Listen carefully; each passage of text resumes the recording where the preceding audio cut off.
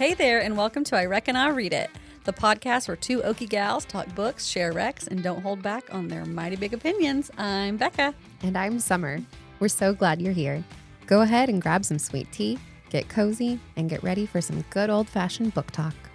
We've got a whole heap of books to talk about, and we reckon you're going to want to stick around.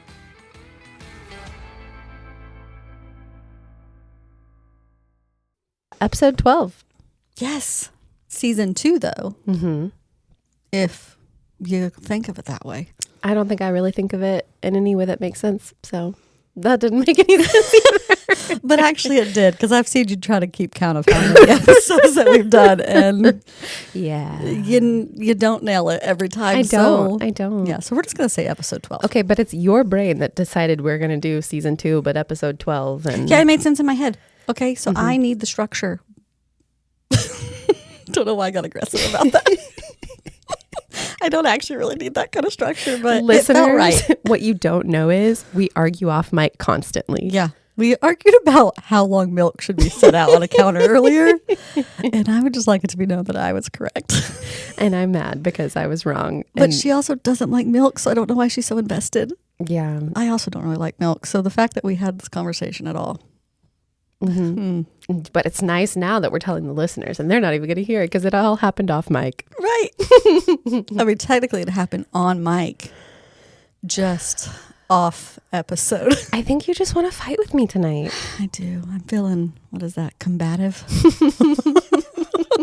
I'm really not. You're just bringing it out on me. Let's fight about some books. Okay. We probably won't, but I feel like that's the one area we usually don't fight. No, we're in like complete agreement on everything. But milk? Big opinions. Big opinions. Into the friendship. Books. We're good.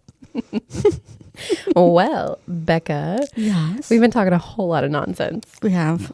So let's get back on track. I've got a spur of the moment question for you. I'm actually really scared. Sometimes she gives me hints, and she didn't give me a hint tonight, and I'm scared. No. Well, we talked about this on the last episode. Oh, okay. But we didn't fully get into it. So my question for you is, what is the last book that made you cry? And if the answer is Brimstone, what was the book before that? Oh, gosh. Hold on. I got to pull up the Goodreads. Because you were making fun of me for how many books I cried at. Sure does cry a lot in books. So I went and I counted. And, like, do you consider yourself a highly emotional person? Because I am. Like, everything makes me cry. Like, I cry all the time. But for some reason, not when I read books. Except for Brimstone. That one really got me. This is going to be hard. I mean, some of these I feel like I could have cried out of anger. Well, tell me about it. No, I'm just kidding. I didn't really cry. So Brimstone for sure was the last one. And we did talk about that last podcast. And I believe Summer, she's not talking about tonight, but I do believe she's currently reading Brimstone on her like little collection of currently reading. Like 30-40% in. She's not to the part yet. That's ominous. She will know. Can you think back to a book like in years past? Or like a Why am I so heartless when it comes to formative books? I mean, you cried at Mockingjay. I cried at, that was in like 2005. I know there has to be books in between then. I wouldn't be surprised if a Rebecca Ross book made me cry. Okay. Oh, I can probably tell you one. Because I almost cried the other night reading it at my birthday. Oh. Every time I read The Horse and His Boy, I cry. Yeah, C.S. Lewis. C.S. Lewis, The Horse and His Boy. That's a good one. So beautiful. And I reread that in December of 2023. Okay. So, I mean, a little over a year. But I did almost cry the other night when I was reading it. For my birthday, I made people read their favorite book passages to me. It was so sweet and so cute. And I had the best time. We like went around in a circle and read passages from our favorite books. A lot of them made me tear up, to be honest. So, And you did. You got emotional. I did. As you were reading. I get really, every time I read it, it's just so beautiful. There's like a certain passage. Just Should gets me. I make the goal of my reading year be to make you cry at a book? Yeah. Make me cry in the podcast. And just start getting real mean. Here's the thing. Maybe, guys, because I read so quickly, I don't let my emotions like get the best of me. So maybe I am making myself, because I was inspired by you, I'm making myself slow down on some books that I've wanted to read for a long time. Okay. We can talk about that more later. But maybe if I let myself sit in it longer, I would get more. I think I cried in ACOTAR, if that makes you feel better, Really? which is kind of a silly one to cry in. No, but you love it, so. I think I was just like, man, I just like so much. Like, you know when you like sell your soul to a series for a while and then it's just like, when it's done, you just like are exhausted. That's how I felt reading that in a good way. But yeah, I'm not a big book crier. I'm a big life crier, so it's surprising that I'm not a big book crier. And I think I'm opposite. Maybe I use books as catharsis to cry. I use books to escape. Yeah, I don't know. So I counted, and 13 books that I can remember. 13 books made me cry last year. And 6 of those were like very deeply moved cries. That I would probably cry more for those reasons than like sadness.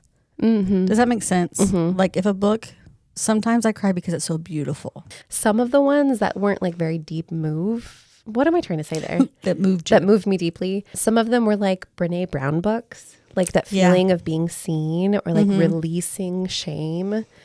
So good. See, I think my version of that isn't tears. I think my version of that is like putting the book down and just like staring into the abyss for a little bit. Because I do that a lot of books. Like when I read Braiding Sweetgrass, like I would just like need to just go look at a tree for a while. Felt. No, I definitely like, cried. It didn't bring me to tears, but it just makes me like contemplate. Okay, so maybe we just express that differently. The last book that made me cry of the year was the last book I read of the year, which was Atmosphere by Taylor Jenkins Reid. And it was one of those, like, I listened to the audiobook. I had like 5 minutes of this audiobook left, and it was New Year's Eve. So I went into my parents' house because I was going to go meet them. And I was like, hang on, I just got to finish this audiobook. And in the last few minutes of that book, I burst into sobs. And I would say I need to witness this, but I have witnessed this. She came into my house one day and she said, I'm sorry, I just been crying in my car. You saw the repercussions. You didn't see the act of sobbing. Yes. And my mom looked at me. She's like, is it a good cry or a bad cry? And I was like, it's a good cry. She's like, can I do anything to help you? I was like, no. Just don't ever go to space. Seriously. I actually don't know what happens in the book. So, yeah. Thanks for going on this journey with me talking about crying. Here's going to be my goal, though, not to cry in a book necessarily, but I'm going to keep track of when I cry in a book. I'm going to send you a video every time I cry in a book. I cannot wait. And you might get 0. But I'm also wondering, like, do books make me cry and I just don't remember? Yeah. Yeah. Because that seems weird to me that, like, one book an entire year was all that, like, brought tears to my eyes. Well, maybe 2. Okay. Theory. I have found you are heartless. No, I've found when I get really overwhelmed, something that I do to like emotionally regulate or honestly just like numb or detach is I like scroll social media. I wonder if reading is a way that you detach or numb 100%. from emotions. 100%. So that's how I avoid everything in life that I shouldn't be avoiding. So we're doing some deep analysis here. That's why sometimes like reading is an unhealthy habit for me sometimes. All right, it's time for one of our favorite parts of the show, our weekly reading roundup. This is where we each share what we just finished, what we're currently reading, and what's up next on the old TBR. Okay, Beccah, what have you recently finished? You know, Summer, I am pretty proud of how many books I've finished in the first, first half of January. I've already finished 8 books. Wow. Which, I know it's only 8. Some people have probably already read like 20. But that's good for me. It's a lot of books. Thank you. But a lot of them that I have read are part of like series and stuff that we've talked about. So I'm going to kind of pick a random one that I just finished. That was kind of fun, but it was different. So we actually read Pride and Prejudice for Classics Book Club that we attend at Second Story Books. And I reread Austen all the time. But while we were like at the book club, everyone was kind of talking about like different adaptations of Pride and Prejudice, not just like film necessarily, but retellings and all the things. And like, I don't know, I just like have been on this like, I want to read all these Jane Austen retellings. So I had ran across at the end of last year, let me see what the author's name is. I know it's 2 people. Audrey Bellezza and Emily Harding. And they have done this little series called For Like the Love of Austin, and they have retold. They started with Emma, was their first one, then Pride and Prejudice, and then Persuasion.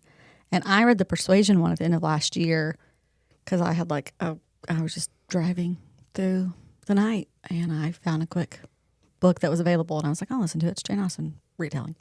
And it was really cute and it was fun.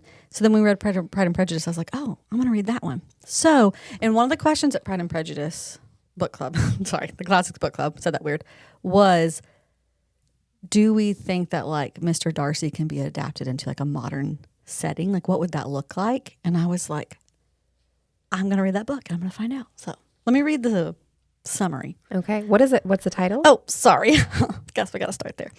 Elizabeth of East Hampton by Audrey Bellezza, Emily Harding. Okay. This fresh and whip-smart modern retelling of Jane Austen's classic Pride and Prejudice transports you to the summer in the Hamptons, where classes clash, rumors run wild, and love has a frustrating habit of popping up where you least expect it. It's a truth universally acknowledged, well, by Elizabeth Bennet anyways, that there's nothing worse than summer in the Hamptons. She's lived out there her whole life. Every June, her hometown on the edge of Long Island is inundated with rich Manhattanites who party until dawn and then disappear by September. And after 25 years, Lizzie wants to leave too. But after putting her own dreams on hold to help save her family's failing bakery, she's still surfing the same beach every morning and waiting for anything to change. She's not holding her breath, though, not even when her sister starts flirting with the hot new bachelor in town, Charlie Pierce, and he introduces Lizzie to his even hotter friend, Will Darcy, is everything Lizzie Bennet is not. Aloof, arrogant, and rich. Of course, he's never cared about money. In fact, it's number one on his long list of things that irk him. Number two, his friend Charlie's insistence on setting him up with his new girlfriend's sharp-tongued sister. Lizzie Bennet is all wrong for him, for her money-hungry family, to her uncanny ability to speak to him as bluntly as he does everyone else. But then maybe that's why he can't stop thinking about her. Lizzie is sure Will hates everybody. He thinks she willfully misunderstands them. Yet just as they strike an uneasy truce, mistakes threaten Charlie and Annabelle's romance. With Will and Lizzie caught in their undertow, between a hurricane and a hypocritical stepmother, a drunken voicemail and a deceptive property developer, the two must sift through the gossip and lies to protect the happiness of everyone they love, even if it means sacrificing their own. But when the truth also forces them to see each other in an entirely new light, they must swallow their pride to learn that love is a lot like sometimes the only way to survive is to let yourself fall. That's like some of that was really chunky writing. That was, yeah, hard to follow. I know. Not because of your delivery. My delivery was pretty rough too, but my delivery is rough because there was like missing grammar in the sentences. Yeah. I do know like sometimes Goodreads blurb is like the format of a back of the book blurb gets funny. That was just like, woof. I know. I'm like, should I try to find it online and reread it? Because that was bad. No. Okay. It's okay. Sorry. It happened. Modern Pride and Prejudice retelling. My gosh. All you need to know. Okay. There's a lot going on there though. Yes. And like I know why they put so much in there, so you could be like a nod of like, this is that, and this is that, and this is that. So there is some interesting things because some of the names they keep exactly the same. Lizzie Bennet. Yes. But then Charlie, what's his name? Yeah. They didn't Pierce. like Bingley. I know. It's weird. Like they didn't. Okay, so it's strange to me because I'm about to talk about how there's like some overlap between other books. So like Darcy has his name. Then like in the Persuasion one, his last name is Wentworth. I don't know about Knightley. I think his last name is Knightley too. So it was just weird for Charlie not to be Bingley. Huh. It was cute to call him Charlie. Like I think that's cute. Mm-hmm. So there were some weird things like that. But then like her sister's not Jane. It's Annabelle. I didn't actually remember that. That came out of nowhere and I was like, wait, huh? But then like her other sisters are Mary, Lydia. Interesting. And like I'm always the same. Curious why people make choices like that when they're doing a retelling. I digress. That's not the important part of this book. Okay, so did you like it? I did actually like it, and it was fun because basically the question we were talking about in book club was like, how do you retell Darcy in a modern setting without like the strict class stuff of the past? Like, can those things still apply because all of that's so different, even though there is like different classes, obviously. But it is still very different than like Regency time period, like rules and regulations, basically. They did a really good job because course, he like is old money, and he definitely is like from the city, big company type thing, comes to the Hamptons for like vacation. And of course, there's a lot of that like, she's like the local, and all the locals don't love all the like the big city people who come to the Hamptons for the summer. And they're like staying in this house that all the locals hate because they're just like, it's an eyesore. It's like all these things. So there's already like a lot of like, the rich people who come to town and do this. So they kind of create some of the dynamic that way. But like, obviously, like Charlie is also super rich, but then it's like Darcy, because he comes from like even older money, it's like different. So it's kind of like the old money, whatever. But money, they kind of make it sound like a thing that there's a lot of this like their family's like money hungry. I didn't really get that. They're definitely, it is funny because they own a bakery, which is cute. It sounds very Hallmark. Yeah. So the Bennetts own a bakery. But the mom is like, every summer she has like a new pyramid scheme that she's trying to like.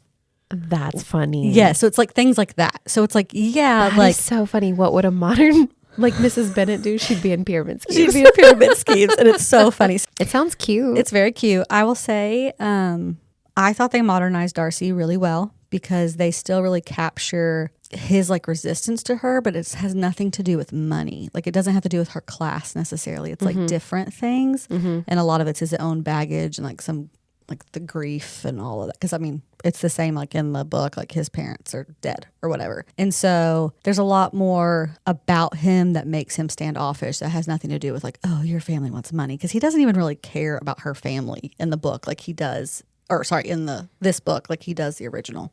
Does that make sense?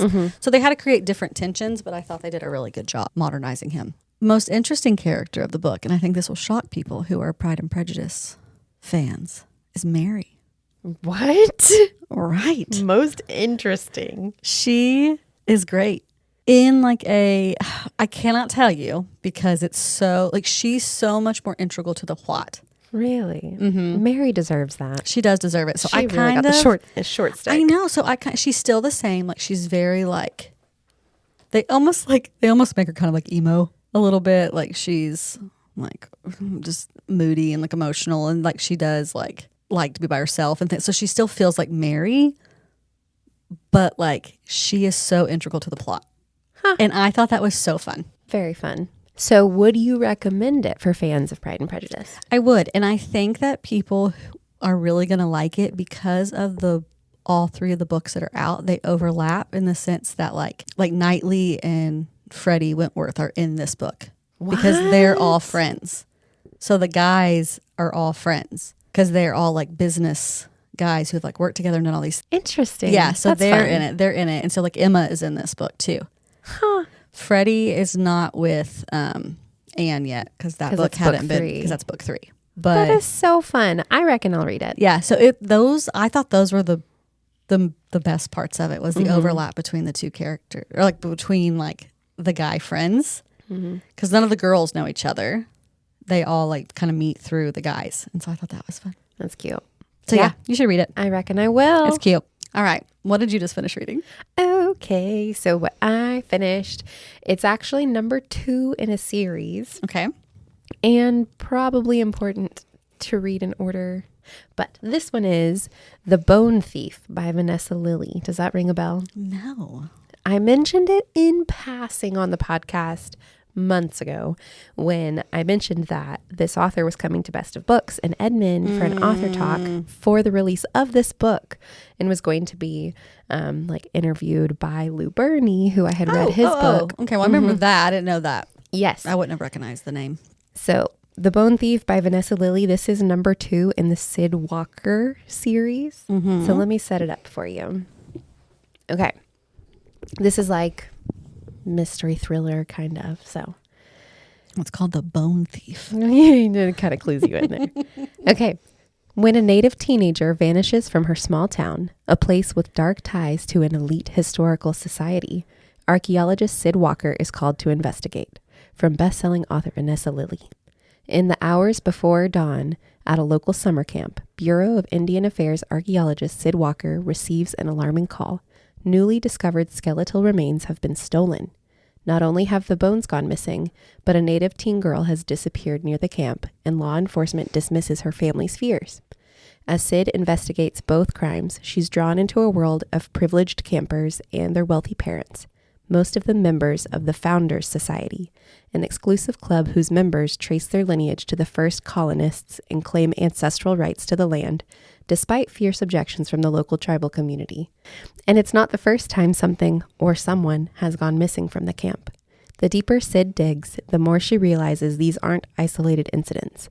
A pattern of disappearances stretches back generations, all leading to the Founders Society's doorstep. But exposing the truth means confronting not just the town's most powerful families, but also a legacy of violence that refuses to stay buried.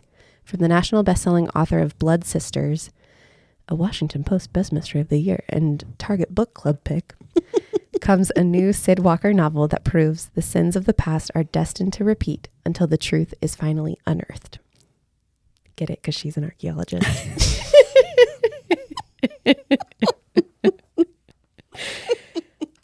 Thanks for explaining that to me. Yeah. Okay, so yes, this is number 2, and I read number 1, and I was really excited because I had heard it was so good. Number 1's called Blood Sisters, and it's about this BIA, Bureau of Indian Affairs, archaeologist that has to come back home to her like town near Tulsa. I think she goes to Tulsa because her sister goes missing or something like that. And so like her family's like, come home and help us.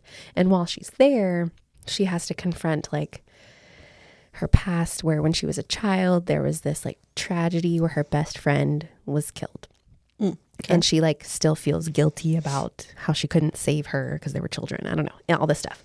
And it was good, but it was one of those things, and this is probably a little bit of a mild spoiler, so like if that bothers you, skip ahead. It was one of those things. Oh, that's rich coming from where like the final showdown at the end of the book with like the bad guys and guns and all this stuff was also in the middle of a tornado. And it was kind of like sorry. It was like, okay, come on now. Oh, guys, as Oklahomans here, if you're listening to this and you're not from Oklahoma, like the huge eye roll, just like that is just how we depict Oklahoma. Like we can't just have like a normal, nope, there had to be a tornado happening. It had to be a tornado while they're having a showdown in like a cornfield. Not a cornfield because it's Oklahoma, but cow. Pasture. There we go, pasture. But I liked it. It was just one of those things. I was like, okay, come on. Of course. It's like there were so many moving parts to it, and like everything had to be like put in it. Moving parts like a tornado. Yeah. Like, when you watch Twister, I'm sure you watched it when it came out, right? The original Twister? Well, no, but the new one. But yes. Okay, and it's like, oh my gosh, the scenes where they're like at the rodeo and then there's a tornado and out of no nowhere. one knew it was coming. There's like no news presence at any of these two. I'm like, guys, we know like hours before. They don't just like pop up. Days before tornadoes. You guys need tornadoes. This is going to be a new tornado podcast, and we're going to tell you, people who are not meteorologists, we're tornado truthers. Tornado truthers. They are not like the movie Twister. I mean, they can be that devastating, but they don't just pop up like at a wedding, and like the whole wedding is just like running and cows flying. Yeah. I were cows flying in the background of this one? This one or bones? I don't remember. That's where the bones went. Don't remember flying bones. Don't remember flying cows. That would have been a real twist. Twister. I gotta say, I did love both Twisters movies. Oh, so I did too. Like, don't get me wrong. We can make fun of it, but we're also from Oklahoma, so we also get to love it. Yes. So, like, that being said, I enjoyed that book too. Yeah. But it was one of those like kind of silly eye rolls. It had a very satisfying conclusion. It was a good little. Is she an Oklahoman? I don't think she lives in Oklahoma. Okay. But she, I believe she's Cherokee. I need to look that up.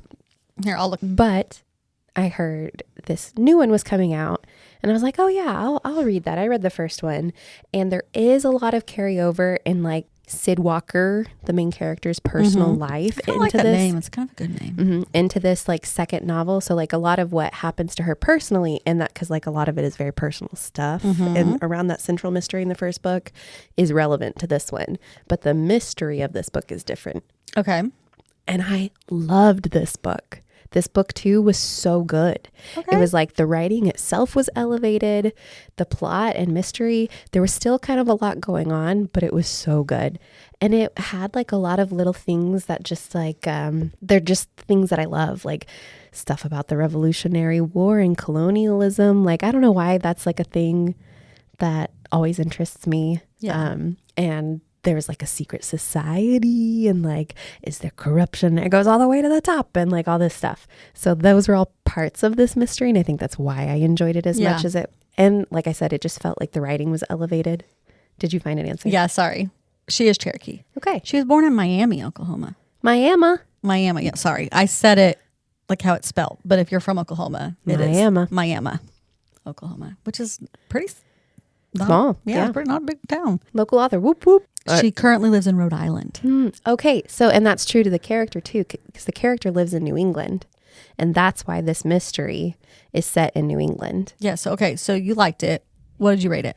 I gave it 4 stars. Okay. Here's a sentence from my Goodreads review. Okay. The writing and plot felt elevated beyond that first Sid Walker story, though suspension of disbelief is still majorly needed as the mysteries unfold, which doesn't bother me. Like I can suspend my disbelief pretty well. Yeah. And I can't. You can't? Sometimes. It depends on you read fantasy.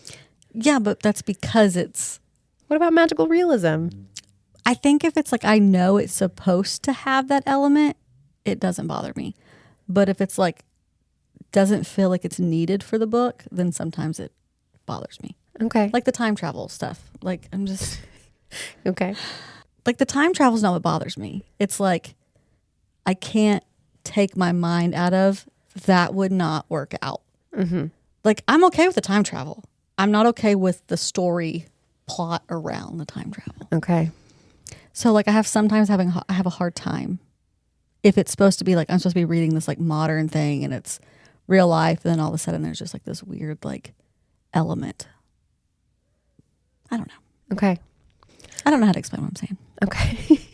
Because I do like magic realism, but I know going into it there's going to be magical elements, but it needs to feel right. It needs to feel correct to the story. For this book, I don't know that it's that type of suspension of disbelief. Okay. In my mind, I was thinking like, man, her job lets her do all this stuff. Like, I don't know what it's like. Is that realistic kind of stuff? Okay. That can bother me too, though. Yeah. Like, I don't know what it's like to be a Bureau of Indian Affairs archaeologist. But I'm like, I don't know she just gets to just go off and like get a job at this Founders Society and like do this stuff on. So there were some of those things. Yeah. Okay. I see what you're saying. Mm-hmm. But it worked and like it wrapped up very nicely. That's the thing. If it works for me, I'm fine with it. Yeah. But then there's times that sometimes I can't get past it and I'm like, but that's not, it doesn't work. Yeah. Okay. But I have a couple thoughts really quick. Tell me your thoughts. Okay. I'm intrigued with the whole like missing, you said it was a woman, right? Yeah. Missing like teenage girl. Yeah.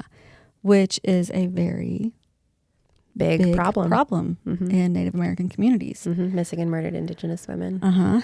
And so I think that is really interesting to see that like in fiction form and like how do they treat that, I guess. I mean, she's a Native American author, so I'm assuming she probably does it well.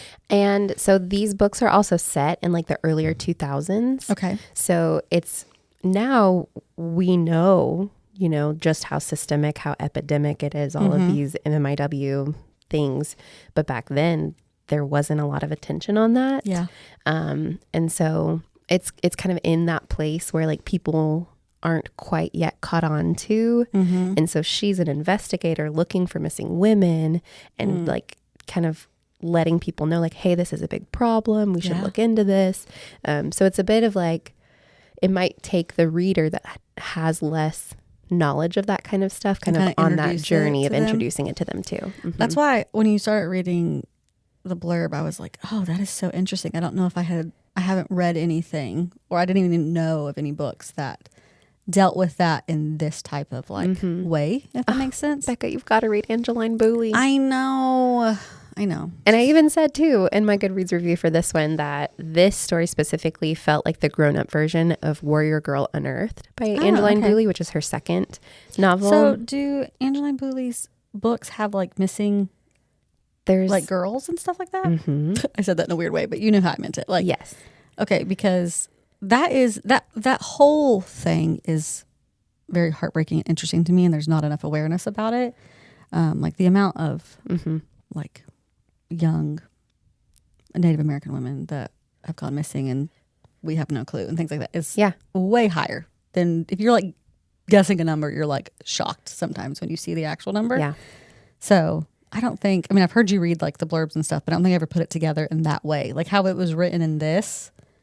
Maybe it's because she is like an archaeologist who's like specifically looking. And this one too has a lot of really interesting kind of like commentary because she's an archaeologist. She deals with bones and like skeletons and remains. And there's a lot in like indigenous and just any colonized history where like the colonizers take those things and put them in museums rather than letting them stay with like the cultures that have religious and historical and cultural reason for wanting those things. And so that's where a lot of that similarity between Warrior Girl Unearthed and this one is. Okay.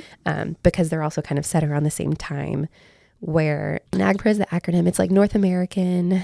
I don't remember what it stands for. Now I got to Google that. That's is this like a real organization? It's a real thing. Okay. Native American Graves Protection and Repatriation Act. This happened in 1990. Okay. And it has like a lot of stuff of the way like museums and institutions are supposed to like ethically handle a lot of things. Yeah.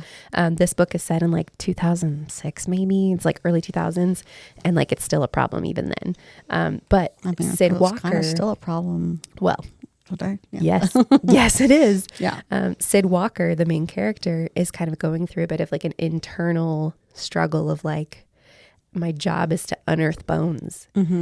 And when I unearth things, they are then like the ownership of whose ever land it is on. And if it's this freaky founder society that does a lot of like possibly culty stuff, where do those bones actually belong to the native tribe there? So there's a lot of really interesting kind of thought and discussion about that. You always find like the most interesting stories that deal with these topics. Yeah. So good. They're so good. I love them. Like, do you seek them out, or is it because you've read some, so then you like just see recs for others that are similar? I think it's a big part of that. Okay. That and of the people that I follow on social media. So like I follow... Because Summer has a type of book you can like... Yeah, this is very much like on brand for me. Yeah. Because I follow Danica Nava. Yes. She shares a lot of things. That's how which I had heard about Vanessa Lillie. I'd heard about the Blood Sisters book from, I think, a podcast. Yeah. I think they're currently reading podcast. And so I had read her, but I saw that her new book came out because Danica Nava shared it. And Best of Books in Edmond, like their social media, they had an author coming in. So like I think because I have sought those out in the past, I'd continue to see recommendations. Okay. That makes sense. Because you like literally find some of the most intriguing stories that's like, I've not even heard of it. If that makes sense. Like, obviously I'm aware of like the real life version of these stories, but like the narrative form of them, I have not. Yeah. Oh, and I've learned so much through this like fiction narrative form. I think the first book I'm going to make you read with the goal of making you cry and reading more about Native American fiction is Firekeeper's Daughter by Angeline Boulley, book one. You got to. I knew. I like was elegant hair like, squeeze you. No, I'm going to read it. I'm going to read it. Okay. You think it's going to make me cry? I cry. What if I don't? Well, that's... No, you don't. That's true. You don't have to cry. That's not the metric. If I don't cry, are you going to be like, oh, she just doesn't get it? No, because I know how you are. I don't think I'd be upset if you didn't cry. Like, I don't think that's the thing that would make me upset. If you're like, this book was trash, then I would be upset. I will accept no criticism on that book. I'm so scared. See, this is why I'm scared to read her. You're going to like it. It's impossible not to. I am very... obviously... She was an author that was not on my radar at all until we started this podcast. Like, I think I like had probably seen you like mark it on like Goodreads or whatever. But like, there are so many things that we mark on Goodreads. It's like, oh, okay, that's cool, whatever. But like, until I actually heard like you talking about her and like the passion behind it and stuff. So she's been on my list, but I'm also scared to read her because that's how I felt about Tolkien. That's what I was going to say. Like, I think it's the same. Like, what if I don't like it? Okay. Okay. Anyways. So that's what I just read. Do you reckon you would read this? Okay. How thriller is it? Like, do you think it's a thriller I could handle? Yes. Then I reckon I would read it, because I do think that the only thing that holds me back a little bit is that I have to read the other book first. Yeah. Which honestly, I'm kind of curious what you would think about the big tornado of it all. I would probably be cackling as I was reading it. So maybe. I mean, I do think I reckon I would read it. Mm-hmm. Now let's see if I do read it. Yeah. Like, it's not something that I'm like, not for me. It's not like up next on your TBR. Yes. Yeah. But it is interesting. And I love those types of conversations. For some reason, I don't know why sometimes reading, I don't hesitate to read it, but sometimes I'm like, we had this whole conversation the other day with a friend. How sad is it going to make me? Mm-hmm. That like sometimes when it's hard topics like that just make me sad in real life. This is my escapism part. Maybe that's why. Yeah. Uh-huh. We're learning about ourselves. We're learning here. about some stuff here.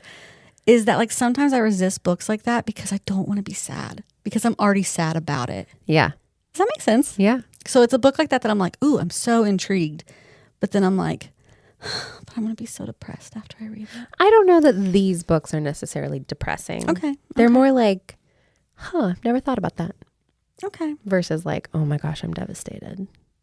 Okay. Yeah. If that makes sense. Yeah, it does. Okay. That makes me not as hesitant. Mm-hmm. Okay. So yes, that's what I just finished. What are you currently reading? Okay. I am so excited to talk to you about what I'm currently reading. And you have noticed on Goodreads that I am reading. It's a series. Okay. It's a series of novellas. Okay. They do get longer as they go, though. I've noticed. Like the first one was like 4 hours on audiobook. And then the next one was like 6. And the next one's like 7. So they are getting like longer. Okay. But let me say what they are first. And then I'll talk about them and why I'm so excited. You've got to read them. The Unselected Journals of Emma M. Lyon. Yes, I've heard of these. Okay. Somebody recommended these to me, and they were like, I think you'll like it because I know that you like Regency stories. But it feels like a Jane Austen Regency story, not like a Bridgerton Regency story. Okay. So there's zero smut. It's not anything like that. There's definitely tension between some characters, but I am in book 3, and there is no like major this isn't just about finding like a love interest, if that makes sense. Mm-hmm. So let me all of the book descriptions are like the same for every single one of them. Okay. So I'm just going to read that, and then I'll kind of explain what's happening.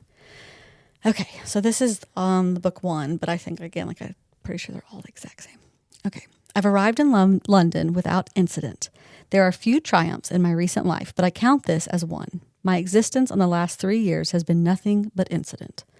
The year is 1883, and Emma M. Lyon has returned to her London neighborhood of St. Crispin's. But Emma's plans for a charmed and studious life are sabotaged by her eccentric cousin Archibald, her formidable Aunt Eugenia, and the slightly odd denizens of St. Crispin's. Emma M. Lyon offers up her unselected journals, however self-incriminating they may be, which comprise a series of novella-length volumes armed with wit and a sideways amusement. Emma documents the curious realities of her life at Lapis Lazuli House. I might not have been saying that right, but you did. Summer. First of all, are they good? They are fantastic. I've given every one of them 5 stars. Wow. They are so good. The voice, like her writing style. So sorry, who wrote? Let me tell you who wrote it. It's Beth something. Yeah, Beth Brower. Okay.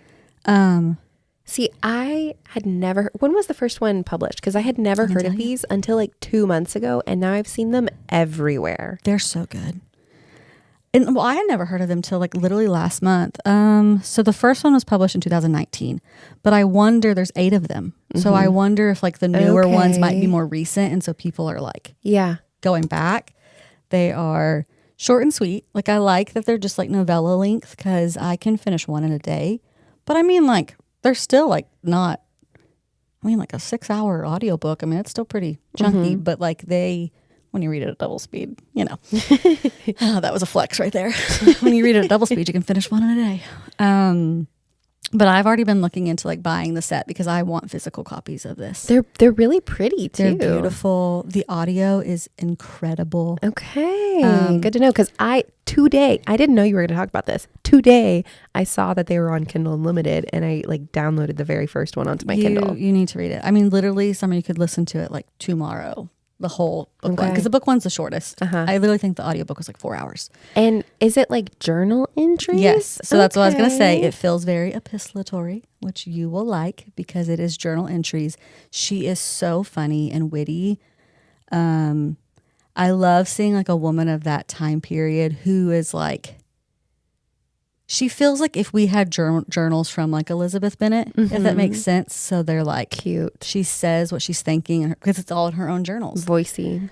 But it's also so funny. Like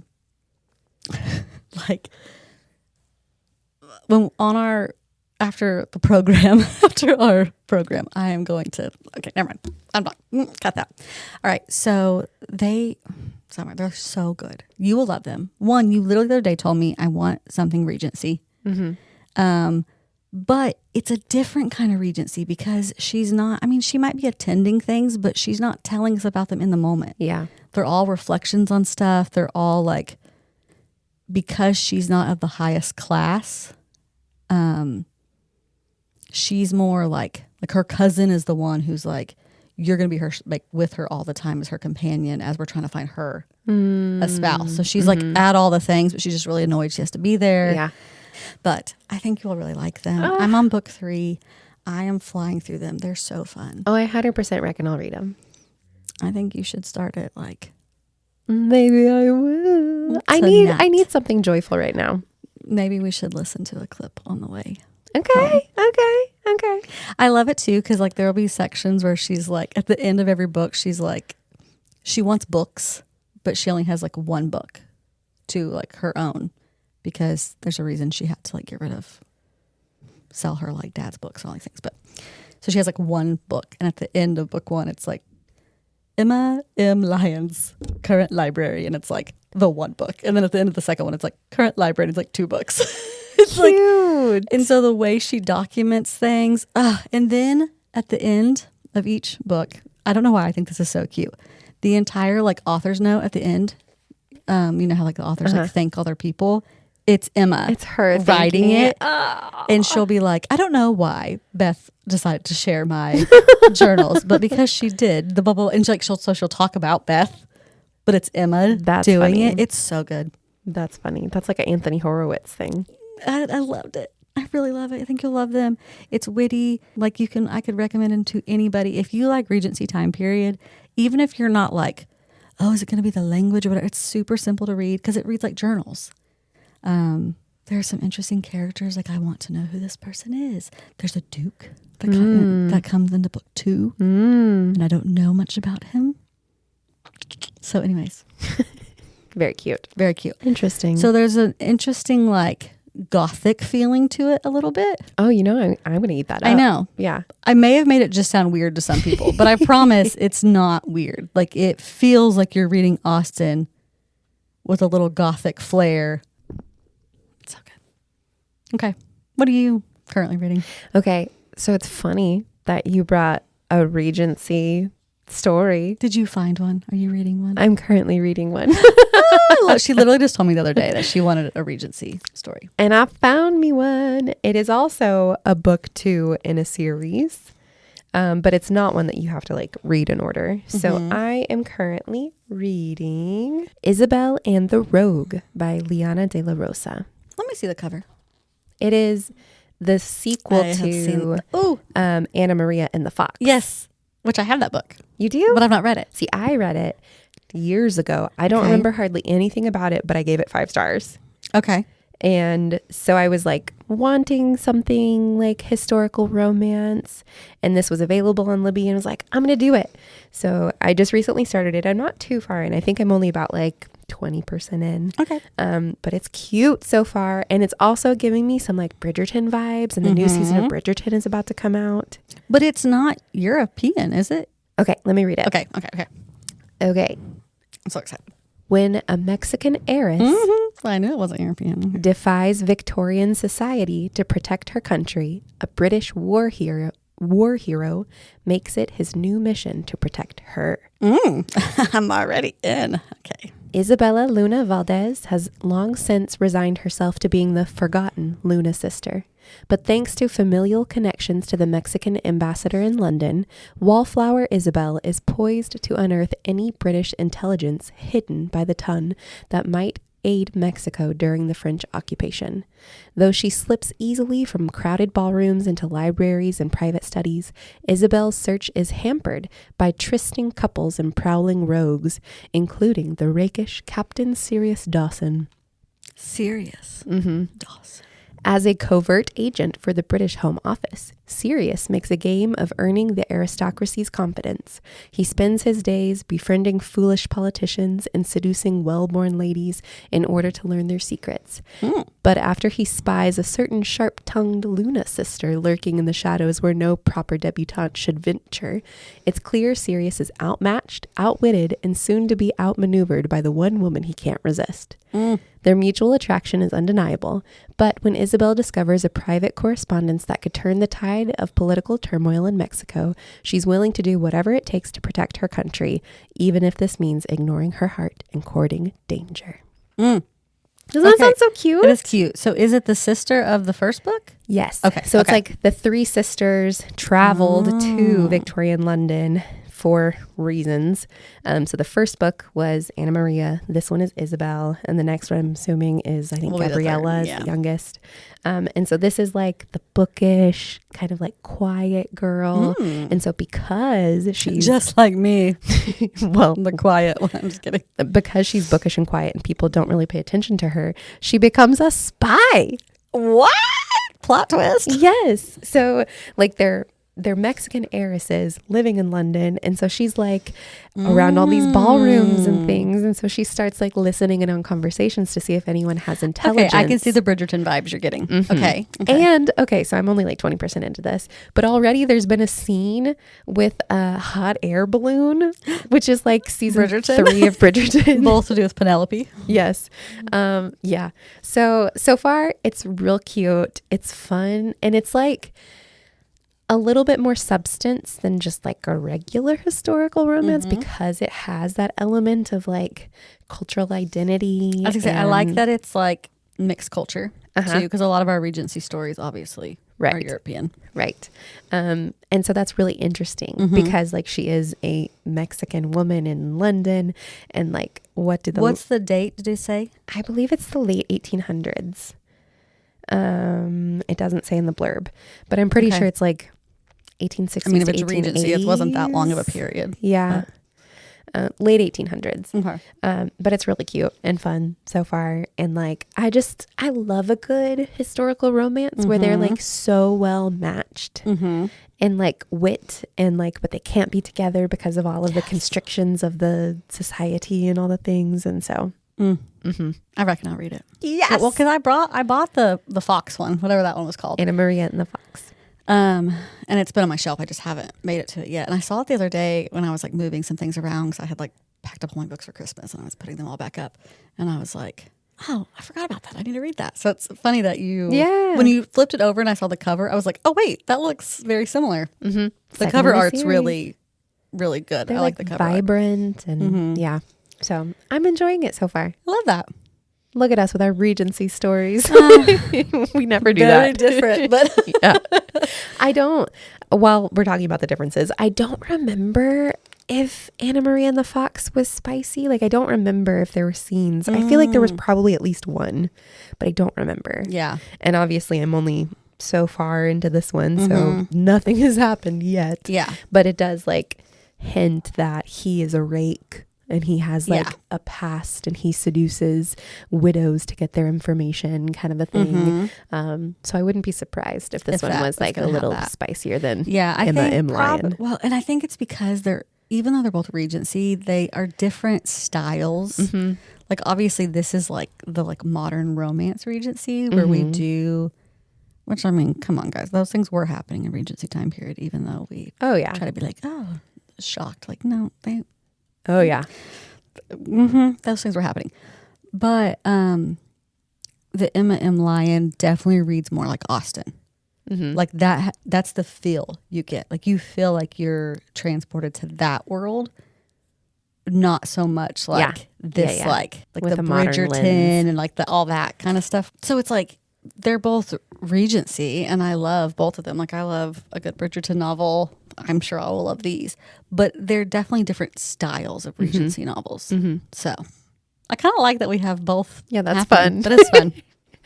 Okay, what is up next for you? Okay, so kind of. I'm not Regency, but kind of in a similar vein of things we've been talking about. What? Okay, so hold on. I'm actually going to read it from the book because I brought the book. Okay, I think I've told you about this book. Have I told you about this book? I don't think so, but it is beautiful. It is beautiful, guys. Okay, it's called Burning Daylight by Emily McIntyre. I don't know much about her, but I do know that she's written other books. Okay. I mean, that looks like a thick book. It is pretty thick. So it's called Burning Daylight, Defying the Stars, Book 1. I don't know where that title's come from. The reason I say it is kind of similar to the vibes we've been giving, it is a Romeo and Juliet retelling. No.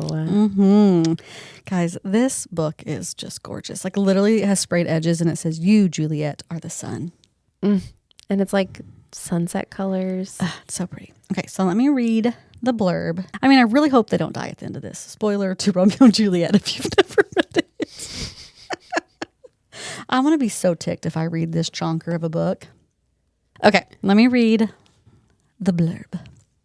Some loves are powerful enough to rewrite history.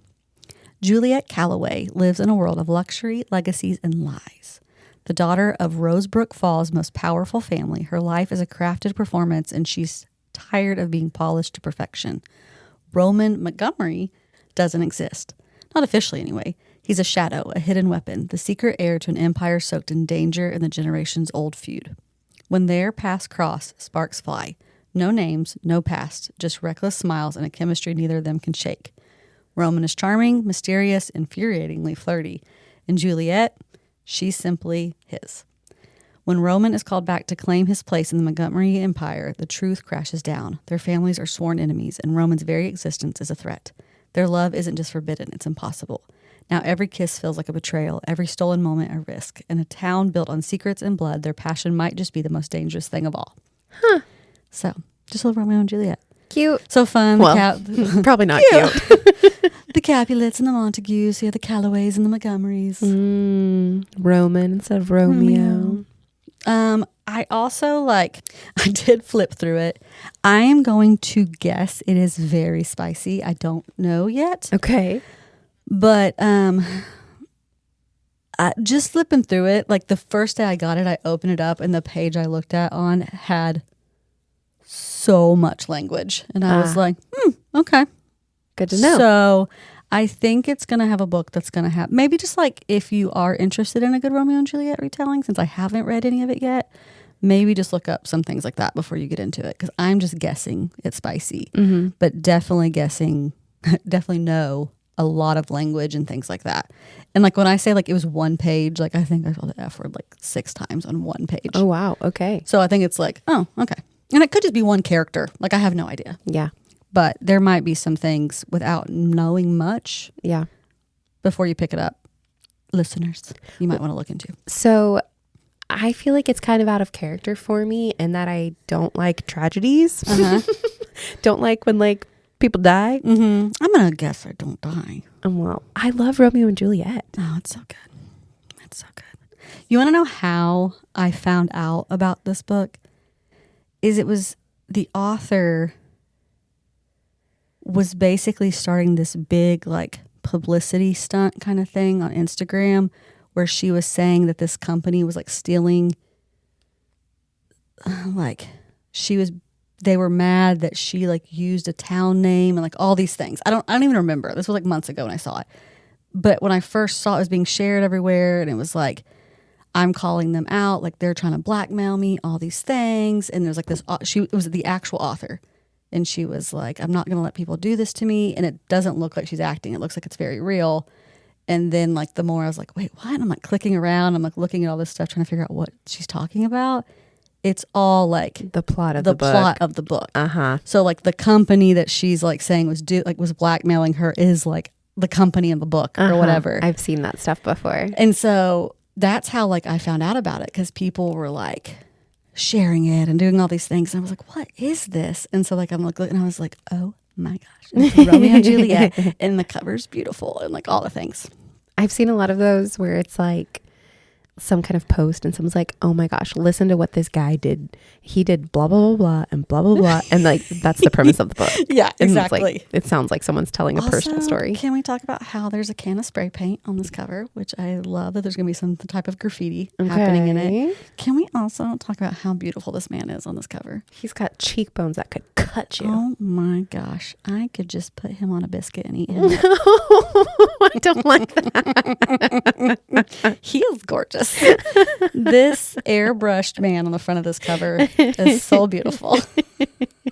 And definitely has better cheekbones, and there's definitely some blush on those cheeks. And look at those eyebrows. Highlighter, for sure highlighter. Oh yeah. Mm-hmm. He is airbrushed goodness. He's got paint on his hands and his shirt. He's the graffiti artist. Look at her leg. Oh, there's a handprint. There is a paint handprint on her leg, which is a different color than the spray paint can. So there was Someone else's hands on her. Oh, I don't think so, because his hands are purple. True. Guys, I'm so excited. I'll get back to you. Okay, yeah, let me know. So, what are you about to read? Okay, so I also have a book that I got because it's pretty. not solely because it's pretty, but it's a very pretty edition. This is The Poet Empress by Shin Tao. Have you heard of this? I have heard of this. It hasn't come out yet. I saw this on a Goodreads list, and I automatically marked it as want to read because it has like obviously it's called The Poet Empress, but like the magic is woven through poetry or something. Yes. Read the back. I don't remember. It's all I remember, and I was like, poetry, magic, read. Yes. On the front, this it says, is so exciting. Love is a weapon. And this book is so pretty. It's like sparkly. How did you get this if it's not released yet? So I think technically it releases at the end of January. So as I mentioned previously, I'm a Patreon subscriber to the Currently Reading podcast, and they do excuse Beccah's. I'm sorry, it feels... petting my book in the background. It feels so good. And it's got like this little shimmer. Oh my gosh, it's the skin of a killer, Bella. It's the skin of a killer. It looks like Edward's skin. Yeah. They do something called the Indie Press List, where they pair with like a indie bookstore, and they release recommendations for books. And so their book pairing this month was with Fabled Bookshop in Waco, and they had Texas. Waco, Texas. They had early access to this book, and I was like, oh, that sounds really interesting. So I like put an order in, and it came on Monday of this week. I'm like, oh my gosh, I didn't think it would ship until the end of the month when it was released. So is it signed? No. Oh, okay, well, but it like feels cool to be it is so. I have this book before it even released. Look at the end papers. Same color scheme as my book. So pretty. Very different vibes, but same color scheme. That is beautiful. Okay. What's at the back? What's at the back? It's the same. Same. Okay. Sometimes they're different. Yeah. Okay. This is just like such a pretty thing. Guys, I cannot wait for you to listen to this blurb, because when I read it, I was like, holy moly. Okay. So here we go. In the waning years of the Azalea dynasty, the emperor is dying. The land is consumed by famine, and poetry magic is lost to all except... Poetry magic. I'm sorry. What? Like what? Okay. I knew this would be your up your alley. Poetry magic is lost to all except the powerful. I hope that I say these names right. Wei Yin is desperate. After the 5th death of a sibling, with her family and village on the brink of starvation, she will do anything to save those she loves, even offer herself as a concubine to the cruel, dissolute heir of the blood-gutted Azalea house. But in a twist of fate, the inner court stands on the knife edge of a civil war, with Wei now at the center, as the prince's chosen. To survive, Wei must harden her heart, rely on her wit, and become dangerous herself, even if it means learning the art of poetry magic in secret in a world where women are forbidden to read and wielding the most powerful spell of all, a ballad of death and love. Guys, I don't know what any of that's talking about, but there's a poetry magic. What in the world is that? I cannot wait. On the back of the book, there's, I guess, an excerpt, so I'm going to read it. Okay. How to write a love poem for someone I hated so deeply, with every drop of blood in my veins. How to do it so convincingly that even the ancestors believed it. Those were the questions I had to grapple with if I wanted to kill Turin.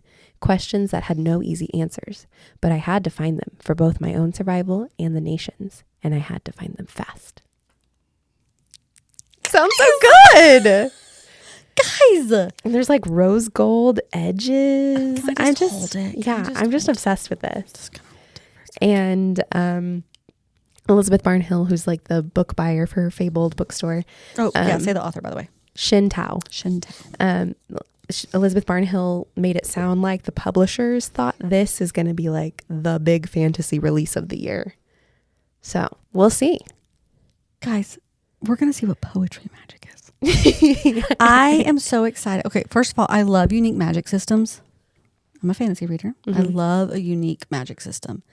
I don't know if I have read a magic system that incorporates poetry. So that is very intriguing to me. Oh I knew you would like this. So I'm hoping that is so wild. I read it quickly and pass it on to you. Oh, I hope so. Listen, well, you know I'm probably going to buy this when it comes. I mean, it's just so pretty. How could you not buy it? Guys, there's poetry passages in it. Okay. See, I haven't even cracked the spine yet. Sorry. No, it's okay. I just give it back very quickly. I cannot be the one who does that.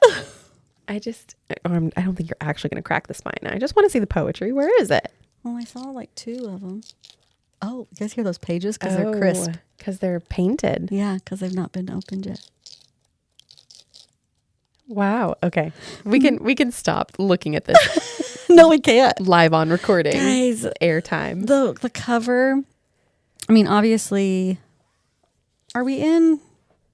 Where is the Azalea dynasty? Do we know? I don't know that it's real. It may be fictional. Okay, so we don't know if it's like it's in China or it's whatever. Here, flip to the author. Immigrated to Canada, inspired by both Chinese and Western stories. Okay. So I bet it's like cultural Chinese. Okay, I was going to say. So like without knowing exactly, the cover has like the iconic, beautiful, like Chinese, like architecture happening on the front. And there's this like strip of like paper that probably has the poetry. Oh, and then look, this is her. Oh, it does. Yeah. You guys know I love a good cover. Okay, we got to stop. So that's what's up next for me. I'm jealous. We'll see. I hope okay, so I found that out because on Goodreads they have the like most anticipated reads. Like that's where I saw it at. Ah, makes sense. Wouldn't, you know me, like I could have read that title and like never remembered that I read that title. But the only reason I remember it is because it had poet. Yeah. I knew. So when you turn that around, I was like, wait. I knew that would be up your alley. Sorry. Yes, it is. Okay. Well, that was our reading roundup. We are deep into our episode. We've talked a lot. We have. And we're about to talk some more because now it is time for our Spotlight segment. So for today's Spotlight, we're doing a little reader confession booth. We're talking about books that we keep dodging. These are artful dodger. Dickens. These are not books we hate. In fact, they're usually books we respect. There's just something about them that makes us hesitate. So they've been sitting on our shelves or our TBRs gathering dust. Okay, so we are going to break it into 3 very specific categories. We're going to, so we each have 3 books. The first one is a book that we've been about to start forever, but we just like, for some reason, don't ever start it. Just keep getting pushed back. The second one is a classic we swear we're going to get around to eventually. Just not today, or probably not next month either. Actually, the one I brought, I'm making a bold statement today. And then third, a book that we're actively avoiding. Like we just don't want to read it. And it could be because it's too hyped. It could be because we're scared it will wreck us. I know what you're going to talk about. Or maybe because we're worried it just won't live up to like what everyone else promises. So, all right. That's what we're doing. So just a few more books. And we're not going to read all the blurbs. Just. Right. Okay. So book 1, Beccah. What is a book you've been about to start for forever? Okay, so this was the hardest of the 3 for me. So I went with, I wrote 2 down because they're both have been pretty similar in my head that they came out this past year, and all year I was like, I'm going to read that. I'm going to read it. It's going to be next. It's going to be next. One, I have a physical copy of both now, but for most of the year I had the physical copy of the first one, and it's been on my nightstand. Like that's how much it was like, that's the next one. That's the next one. And it just kept getting pushed back. And then the other one, which is embarrassing, was Summer's top read of 2020. The Correspondent. And I didn't have a physical copy for a long time. Then I borrowed yours, but then like spooky season started, I think. So then like I had to read all those books. But I did actually get a physical copy at the end of last year. And then the audiobook also came in. So I've been on the audiobook wait list for a very long time. Yeah, it's for popular. That one. So I think that one will probably happen. But my 2 books are The Correspondent. That again, it's not because I don't want to read it. It just keeps being like, I'm going to read that soon. And then it just like, by the time I got it, it was like all the seasonal stuff happening. So I just kept pushing it off. It wasn't the right time. But the other one's the more embarrassing one because I've had that since like the beginning of 2025. And it was The Backyard Bird Chronicles by Amy Tan. Oh my gosh, you even took that on vacation. I did. And so like I've read like a chapter of it and I loved it. It's so fascinating. Literally, it is exactly what the title is. It's The Backyard Bird Chronicles. And she sits on like a back porch and observes birds and like. It's like her journal, right? Yeah, it's like a journal, but it's also like her beginning of like her becoming like an artist as well. So you have like early sketches of her birds and then, it's so good. But I've read like a chapter and I keep being like, okay, that's it. That's the book I'm picking up next. I really want to finish it. And then something else would come up. See, that one is also on my TBR. And yeah, it hasn't ever really come up next, but I love Amy Tan. I do too. And so, I took that to Texas with us on like this girls trip that we went on to Waco when we went to Fabled. And I sat on the back porch and I read like the first chapter and I was like, this is amazing. But I was also like, on the back porch with birds. So it was like in the moment and then like getting home just to like real life. Wasn't the right vibe. Just wasn't the right vibe. Yeah. So I don't know, maybe when it gets like warmer outside and like. Hear more like bird spring, song. maybe like when the birds are coming back. So anyways, those are the 2 I've kind of been meaning to start and just haven't. See, mine is very similar in that I actually checked out the physical copy of this from the library. Like I had it on my TBR. I was wandering through my library one day and I saw it and was like, oh, hey, I want to read this. Checked it out. And I had that book checked out for months. Like the physical? The physical book. And because, our library system, like it'll let just you like recheck it out. Renew if no one has like a hold on it. Like it'll just auto renew until I like got a message that it could no longer be auto renewed. Like I reached the limit. And it sat on my coffee table the whole time. I can't wait to hear what it is. You've never heard of it, I don't think. Oh, okay. It's The Sign for Home by Blair Fell. No? Let me read you this little paragraph. When a young, deaf-blind man learns the girl he thought was lost forever might still be out there, he embarks on a life-changing journey to find her and his freedom. Okay. I love that this was like, I have to read that. Yeah. Well, I'd heard it was really good. And so I saw it at the library. I was like, oh, hey, there's that. And then I never read it. It sat on my coffee table until I was shamed by the library into returning it. Do you think you'll go back and read it? Oh, yeah. I still want to read it. That's so funny. It's okay. Like, I was about to start it for so long. What was the second question? Okay. The next one is a classic we swear we'll get around to eventually. Okay, so this one I knew immediately what it was, and it is Wuthering Heights. Guys, this has been on a like want to read list for basically as long as I have been reading classics. So 20 plus years. Like I have always wanted to read this book. The reason I haven't got around to it is probably a couple reasons. One, people have really bold opinions about this book.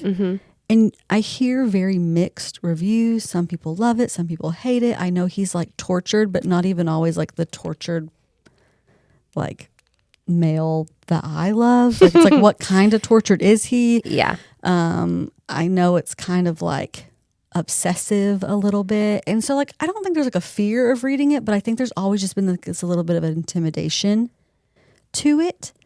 And then like, I don't know. So my bold, like not stance, my bold claim I'm going to make today, I don't know what the word I'm looking for is that I'm reading it this month.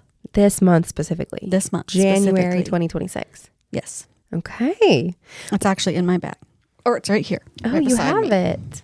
Oh, you have a pretty one. I do have a book. Of course I have a pretty. See, this also could work for me. Actually, this is probably one that I have avoided, like our third prompt, because I have heard that the two main characters are just awful people. Well, they're awful people, and they're not good for each other. They're toxic for each other. Right. And I haven't just really wanted to read that. Like I said, I kind of need need some people someone. Love it.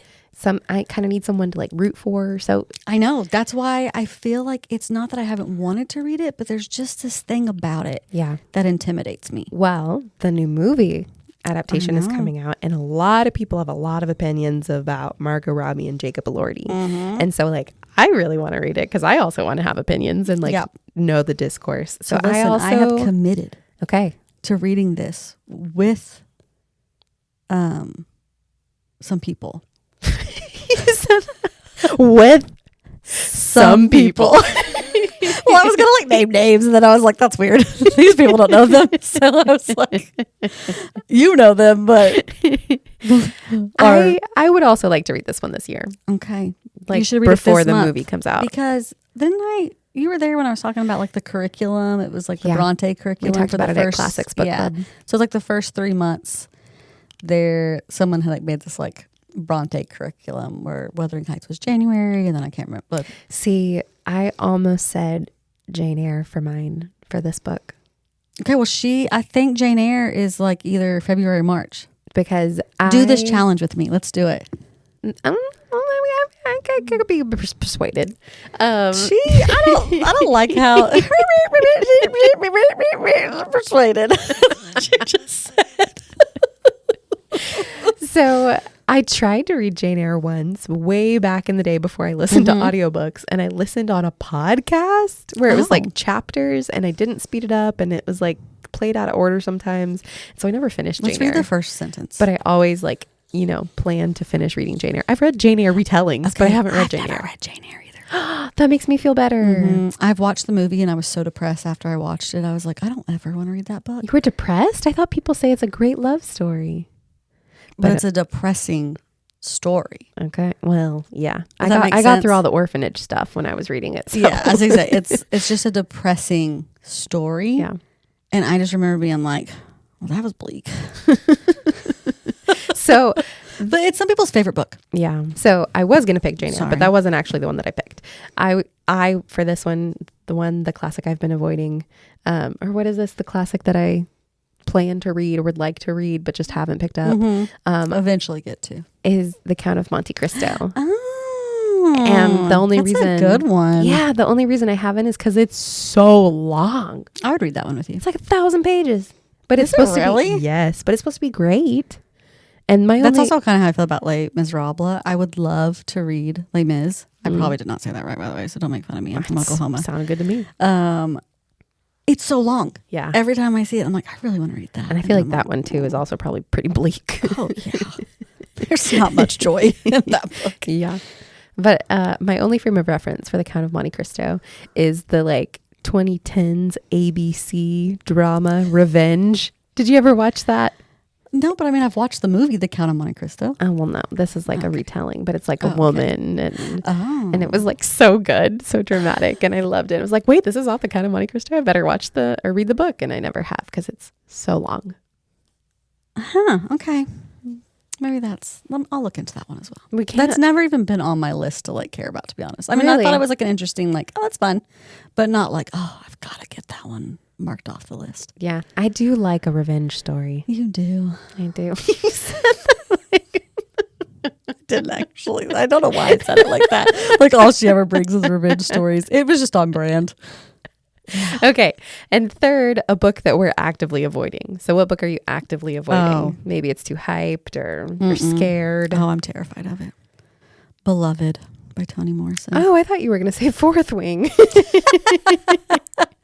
Well, I'm only actively avoiding that because there's so many of them. I'm just waiting. Yeah. I know I'm going to like it. She's referencing the fact that I'm like the one person in the universe has not read Fourth Wing, because when the first one released, it was like, there's going to be 5 of them. And I'm like, well, I'm not reading those till we get to book 4. But Beloved. Beloved by Toni Morrison.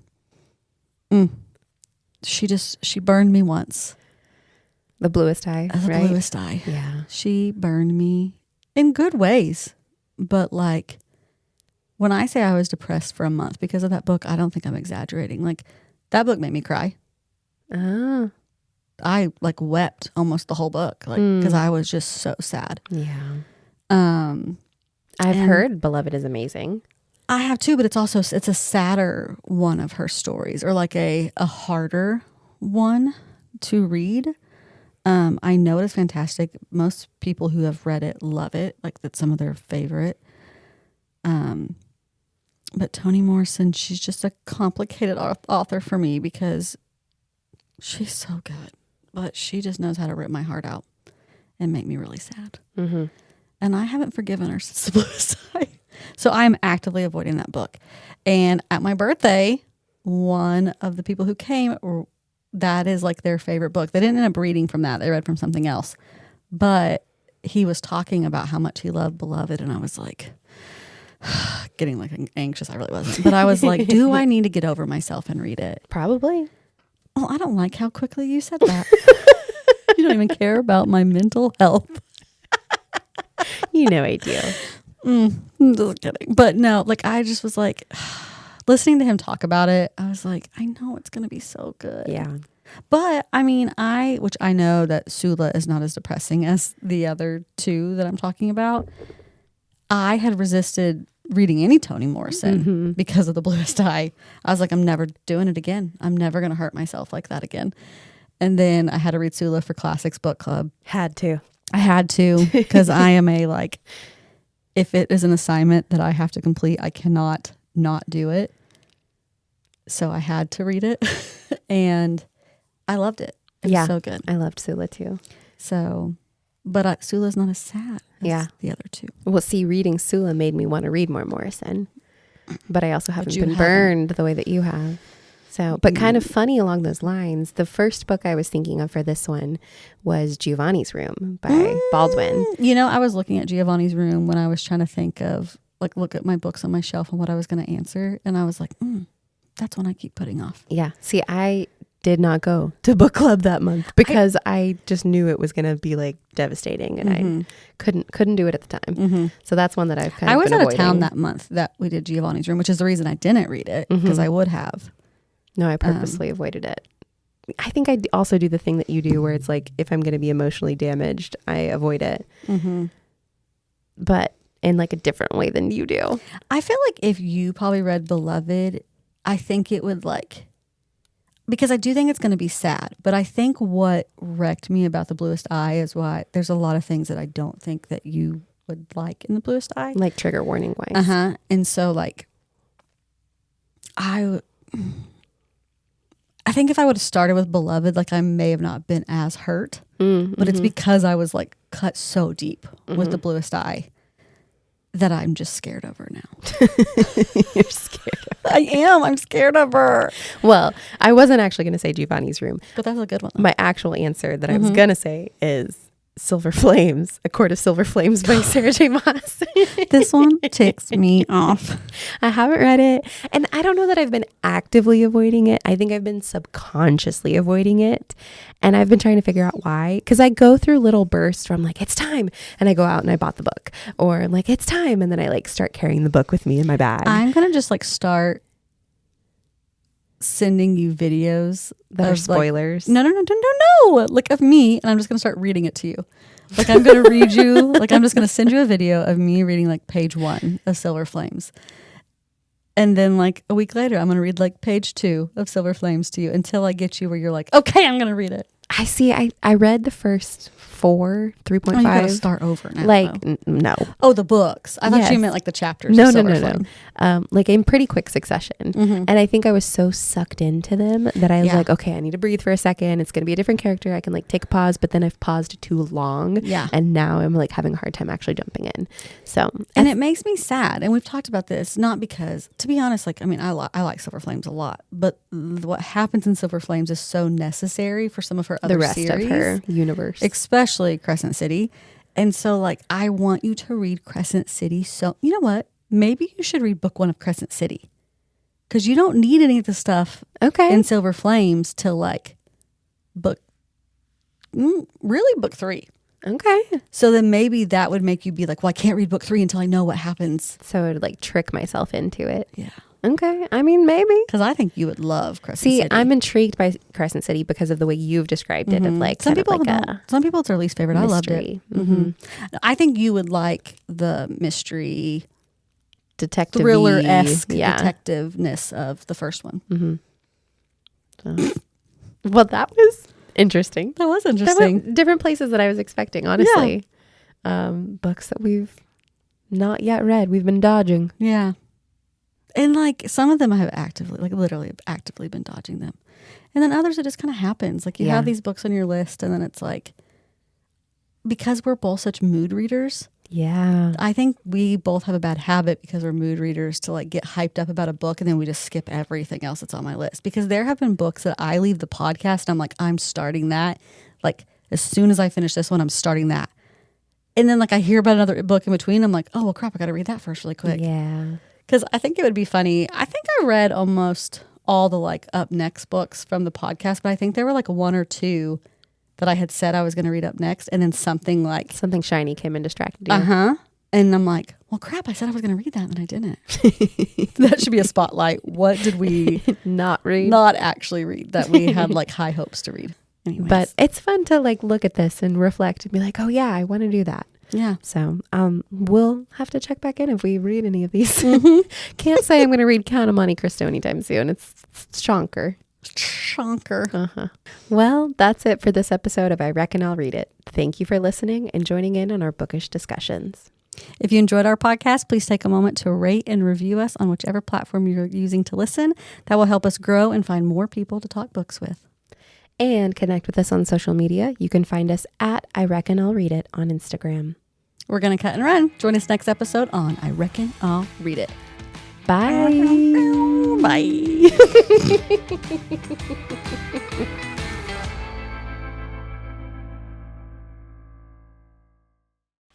A glass of milk should not sit out at room temperature for more than 2 hours. No, not exactly 2 hours. Well, I mean, that's what the AI overview says. Let's look. U.S. Dairy. 2 hours. USDairy.com. Mad Beccah. However, it says, in general, perishable foods like milk should not sit out in the refrigerator or cooler for longer than 2 hours. That being said, milk can safely sit out for up to 2 hours. Up to? That's so short. It says, however, if the temperature is above 90 degrees, it should be discarded after 1 hour. It's not that hot in here. We can push it more than 2. But also, don't we have like a ton of preservatives and stuff in our milk? Like, is it really? I think it's because it starts growing bacteria. I don't think that it's probably like the milk, like that you couldn't drink it, but like it probably starts getting bacteria growth. Okay, fine. I don't even drink milk. I don't know why. You have so much in this argument right now. Like yeah. I don't know why I'm trying to defend milk. I'm very anti-milk.